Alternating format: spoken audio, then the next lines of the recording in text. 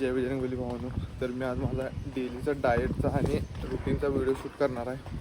त्यासाठी पहिला माझं पेन सप्लाय पेन तेवढं घेऊन येणार आहे आणि एक ट्रायपॉड जे भावाच्या घरात आहे ते आता जाऊन तेवढंच घेऊन येणार आहे.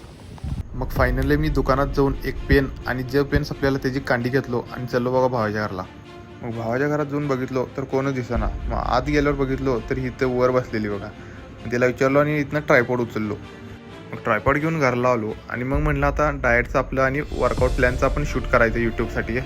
ते करूया म्हणलं आणि ते करायला वही ते सगळं काढून घेऊन बसलेलो. तेवढ्याच पप्पा म्हणले चल जरा जाऊन येऊ काम आहे. मग आवरून तयार होऊन मी गेलो इचलकरंजीला, कारण काही दिवसापूर्वी आम्ही ट्रॅक्टर रिपेअरला सोडले तिकडे जायचं होतं. आणि मग एकदाच पोहोचलं गॅरेजमध्ये आणि ट्रॅक्टरला बघितलं तर पुढचं चाकू खोललेलीत, कारण का धडीचं काम करायचं होतं. आणि मेन काम म्हणजे सेकंड गिअरचा जात गेलता काही महिन्यापूर्वी आणि तो गिअर गेलता म्हणून आम्ही इतकी दिवस सेकंड गिअर टाकला पण नाही. मग मिस्त्रींनी आम्हाला लिस्ट दिलीत, कारण का जे आता काम करायला त्याचं मटेरियल आणायचं होतं. मग तिथं डायरेक्ट शिरोलीत गेलं. तिथं फक्त आम्हाला एवढंच मटेरियल मिळाले. मग त्या दुकानात जेवढं मिळेल तेवढं मटेरियल घेतलं आणि दुसऱ्या दुकानाकडे आलं. तिथलं पण एवढं मटेरियल घेतलं आणि काही मटेरियलची ऑर्डर दिली, कारण का तिथं उपलब्ध नव्हती सध्याला. ते आता उद्या येईल किंवा 2-4 दिवसात पण येऊ शकते. शिरोलीतनं परत इचलकरंजीला आलं ते मटेरियल द्यायला. मग तिथं नेऊन दाखवलं तर कळालं एक मटेरियल मॅच होत नाही. मग काय आता उद्या परत जायला लागणार. मग आम्ही आलं घराकडे.